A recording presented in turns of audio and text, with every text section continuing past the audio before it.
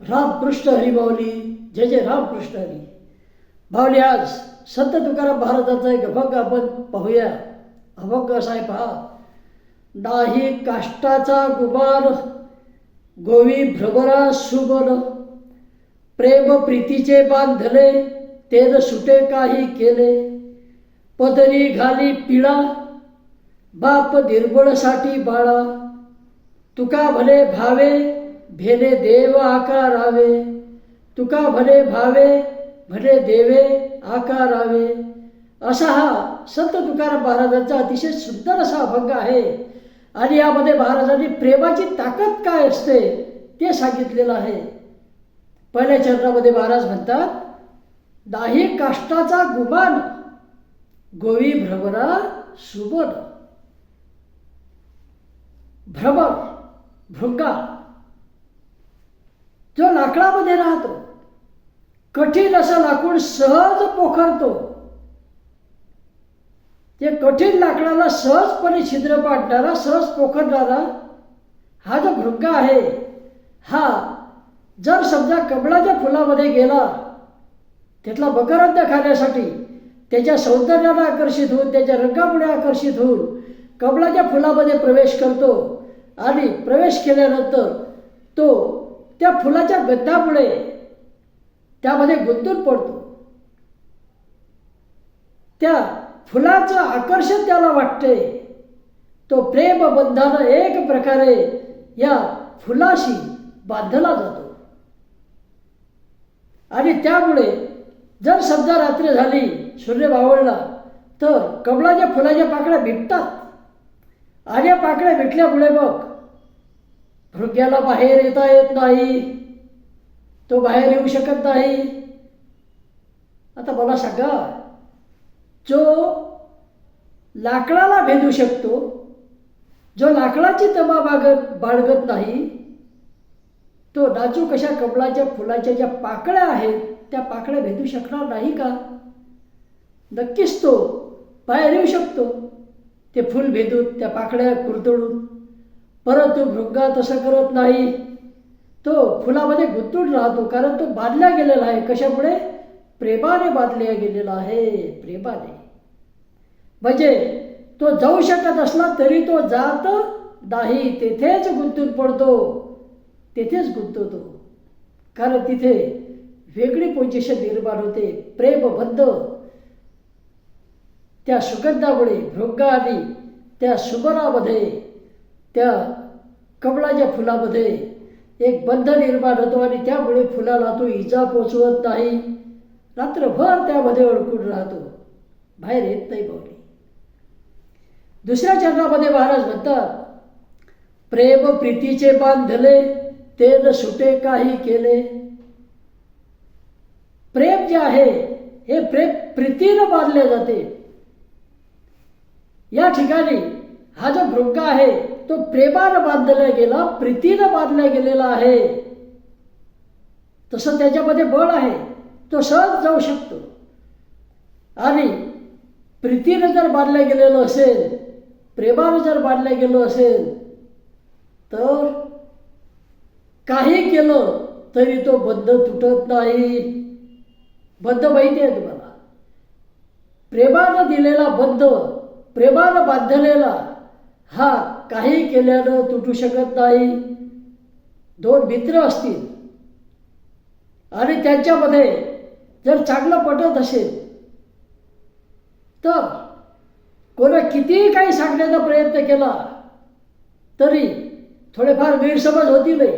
परंतु काही दिवसानंतर आपोआप ते संशयाचे ढग निघून जातात. आणि प्रेमानं बांधलेले असल्यामुळे ते एकत्र आल्याशिवाय राहत नाहीत. आपला अनुभव आहे तो. तेव्हा हे असं असते बाबा. पुढे महाराज म्हणतात, पदरी घाली पिळा बाप निर्बळसाठी बाळा. छोटा बाळ बापाचा धोतराचा पदर आहे, बापाचं धोतर ते पकडून ठेवते, ओढून ठेवते. बाहेर निघाल्यावर बाप बाहेर निघतो आणि छोटं बाळ रागत येते. रागत आल्यानंतर काय करते बावली? तर त्या बापाला त्याला जाऊ द्यायचं नसते, म्हणून काय करते, त्याला जे काय म्हणजे घातलेलं असेल, पॅन्ट असेल किंवा धोतर असेल, तुकाराम महाराजांच्या काळामध्ये धोतर, तेव्हा धोतर हे असं पकडून ठेवतो, त्याला पिळा घालतो आणि त्या बाळ पकडल्यामुळे, बाळानं पिळा घालून त्याचं धोतर पकडलेलं असल्यामुळे बापाचं बळ काहीच चालत नाही. बाप हा निर्बळ होऊन जातो. कोणासाठी? बाळासाठी. बाप जाग्यावरच उभा राहतो, पुढे एक पाऊलही टाकू शकत नाही. याचा अर्थ बापाच्या अंगातली ताकद गेली का? कुठेच नाही गेली. पण काय झालं बाबांनी? प्रेम प्रीतीचे बांधले. बाप जो आहे हा प्रेमानं बांधला गेला, बाळाशी बांधला गेला. प्रेम भावना त्यांच्यामध्ये आहे आणि त्यामुळे तो बाळासाठी काय झालेला आहे?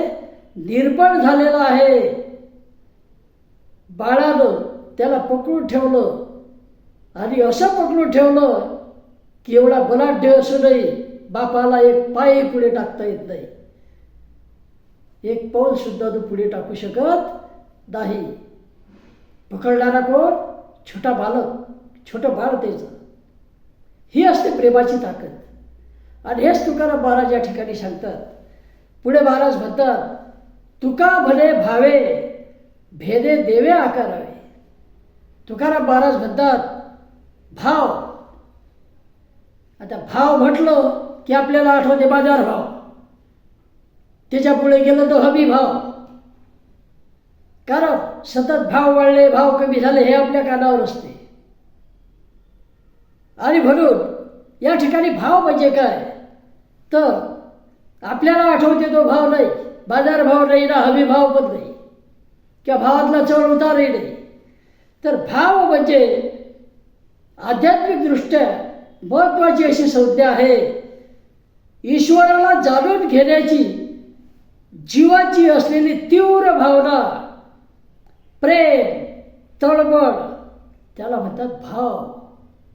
भाव म्हणजे ईश्वराला ध्यात करून घेण्याची, ईश्वर भक्तीची ओढ, तीव्र भावना, प्रेम, तळमळ, त्याला म्हणायचं भाव. आणि बऱ्याच वेळा आपण म्हणतो भाव तिथे देव. भाव पाहिजे. भाव जर नसेल तर त्या भक्तीला कोणतीच किंमत नाही. भाव सर्वात महत्त्वाचा आहे, दिखाऊपणा नाही. आणि भाव म्हणजे ईश्वर भक्तीची तळमळ, ईश्वराविषयीचं प्रेम, ईश्वराला जाणून घेण्याची तळमळ. हे पुन्हा पुन्हा सांगतोय तेव्हा विधात्या प्रती जीवाला जो जिव्हाळा असतो, ईश्वराच्या ठिकाणी जीव शरणागती पत्करतो आणि त्यामधून एक प्रकारचा ओलावा निर्माण होतो बावली, त्याला म्हणायचं भाव. तो ओलावा म्हणजेच भाव. तेव्हा आपली जी देवता आहे त्या ठिकाणी भाव निर्माण झाला तर नक्कीच आपल्या मनाला शांती मिळाल्याशिवाय राहत नाही. न काष्टे विद्येते देवो न पाशाने मृण्मये, भावे तू विद्येते देवो तस्मत् भावो ही कारण. ईश्वर हा भाव जर असेल तर लाकडामध्ये, पाषाणामध्ये सुद्धा राहू शकतो. त्या ठिकाणी आपण त्याची पूजा करू शकतो. कोणत्याही रूपामध्ये आपण त्याला म्हणजे आणू शकतो. परंतु काय पाहिजे? भाव आवश्यक आहे. तेव्हा भाव असेल तर हे सर्व होऊ शकते. हा भाव. तुका भले भावे भेदे देव आकारावे. तुकाराम महाराज म्हणतात हा भाव असल्यामुळेच भक्ताचा काय झालं? या भावाला देव सुद्धा भिला. देवाला सुद्धा भक्ताच्या भावाची भीती वाटली आणि त्यानं काय केलं? निर्गुण रूपामधून सगुण असा आकार घेतला, निर्गुणामधून तो सगुणामध्ये आला, असा तो पंढरीचा पांडुरंग. हे संत तुकाराम महाराजांना या ठिकाणी म्हणायचं आहे. जे निर्गुण रूपामधून सगुण रूपामध्ये आला, ज्याची भक्ती करणं सोपं झालं. आणि यासाठी काय पाहिजे? भाव पाहिजे. तो भाव असणं आवश्यक आहे. याचे कारण असं, निर्गुण भक्ती करण्यासाठी खूप वरची लेवल लागते, अध्यात्माची, योगाची. आणि या वरच्या लेवलला पोहोचणं हे टप्प्याटप्प्यानं शक्य आहे. आता मी जर म्हटलं फक्त की 1000, आता मला सांगा या 1000ला काही अर्थ आहे का? काहीच अर्थ नाही बाबा. परंतु मी जेव्हा म्हणतो 1000 रुपये किंवा 1000 विटा किंवा 1000 मोहरा, 1000 डबे, तेव्हा या 1000ला अर्थ येतो. म्हणजे 1000 जो आहे स्वतः, तो 1000 कसा आहे? निर्गुण निराकार आहे. हे जे अंक आहेत गणितामधले, बऱ्याचशा संज्ञा आहेत, ह्या काय आहेत? तर अमूर्त आहेत. अमूर्त, मूर्त नाहीत. मग त्या मूर्त रूपात आणायचे असतील तर कशाशी तरी जोडावं लागतं. कशाशी तरी जोडल्याशिवाय त्या मूर्त रूपात येत नाहीत. म्हणून बघ आपण अंक घेतो जे अमूर्त आहेत, परंतु ते कशाशी तरी जोडतो, ते मोजतो त्याच्या साह्यानं. 1, 2, 3 काय जे असेल ते. परंतु तसं पाहिलं तर त्या ज्या संज्ञा आहेत त्या अमूर्त आहेत. आणि आपण जे अभ्यासतो ते कसं? तर ज्ञाताकडून अज्ञाताकडे, म्हणजे माहिती असलेल्या गोष्टीकडून माहीत नसलेल्या गोष्टीकडे जाणं. तसंच ईश्वर भक्तीमध्ये सुद्धा पहिला टप्पा जो आहे तो सगुण भक्तीच आहे, जो अतिशय महत्त्वाचा आहे, खूप महत्त्वाचा आहे. सगुण भक्ती. ईश्वराची भक्ती जर करायचं असेल तर काहीतरी आपल्या समोर पाहिजे. एखादं चिन्ह समोर पाहिजे, एखादी मूर्ती समोर पाहिजे, किंवा त्याचं नाव समोर पाहिजे. आणि तरच काहीतरी आकार हे आपल्या समोर येऊ शकतो. आणि ज्याचा भाव आहे त्याच्यासाठी, या भक्ताच्या भावासाठीच देवानं भीतीनं काय केलं? निर्गुण निराकार रूप सोडून दिलं असं तुकाराम महाराज म्हणतात. आणि काय केलं? तर तो सगुण रूपामध्ये आला, त्यानं आकार धारण केला, आकार धारण केला. आणि असा पंढरीचा पांडुरंग विटेवर उभा राहिला. तेव्हा ही आहे भावाची ताकद. तेव्हा असा हा भाव असला पाहिजे. भाव असला तर ज्याची कशाची तुम्ही पूजा कराल, जिथे कुठे बसून पूजा कराल, तिथे देव येतो तुमच्यासोबत. आणि प्रत्येक गोष्टीमध्ये, निसर्गामध्ये तुम्हाला देवत्व दिसेल. परंतु भाव नसेल तर अगदी कोणत्याही मंदिरामध्ये गेले, किती सुंदर मूर्तीसमोर बसले, तर काही उपयोग आहे का माऊली? नाही. तुमचं लक्ष तिथे लागणारच नाही. अगदी अर्धा मिनिट सुद्धा नाही. लोक थांबतात म्हणून तुम्ही थांबाल, परंतु तिथे त्या मंदिरात चुका कोणत्या हेच तुमच्या लक्षात, म्हणजे लक्ष जास्त जाईल तिकडे. ईश्वराच्या मूर्तीकडे तुम्ही एकाग्र होऊन पाहणारही नाही आणि त्याचं दर्शनही घेणार नाही. भाव जर असेल तर, भाव असला तर नक्कीच ईश्वराचा अंश त्या मूर्तीमध्ये आहे हे तुम्हाला जाणवल्याशिवाय राहणार नाही. त्या हेच तुकाराम महाराजांनी या अभंगामध्ये सांगितलेलं आहे. भाव महत्त्वाचा आहे. आणि प्रेमभाव, प्रेमानं ईश्वराला प्राप्त करता येते, जीवाशिवाचं मिलन होऊ शकते, हे तुकाराम महाराजांनी वेगवेगळे उदाहरणं देऊन यामध्ये सांगितलेलं आहे.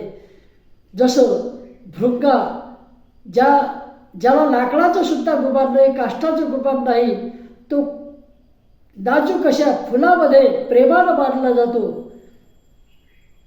बाप छोट्या मुलानं धोतराचा पदर पकडल्यानंतर किंवा धोतराचं टोक पकडल्यानंतर जागेवर थांबतोय, हलू सुद्धा शकत नाही. कारण ते जे बंधन आहे ते प्रेमाचं बंधन आहे. तसंच ईश्वर आणि भक्तामध्ये जर प्रेम बंधन असलं, ईश्वर भेटीची तळमळ असली, तर नक्कीच ईश्वराचा अंश हा प्रत्येकामध्ये आहे हे स्वीकारायला वेळ लागत नाही. आणि भक्ती जी आहे त्या भक्तीमध्ये लीन व्हायला सुद्धा मदत होते. तेव्हा असा संत तुकाराम महाराजांचा अभंग आहे. तेव्हा काही चुकलं असेल तर माफी असू द्या. रामकृष्ण हरी माऊली, जय जय रामकृष्ण हरी, जय जय रामकृष्ण हरी. परत एकदा अभंग पाहूया. नाही काष्टाचा गुबान, गोवी भ्रमरासु बन, प्रेम प्रीतीचे बांधले तेन सुटे काही केले, पदरी घाली पिळा बाप निर्मळसाठी बाळा, तुका म्हणे भावे भेने देवे आकारावे, तुका म्हणे भावे भने देवे आकारावे. रामकृष्ण हरी माऊली, जय जय रामकृष्ण.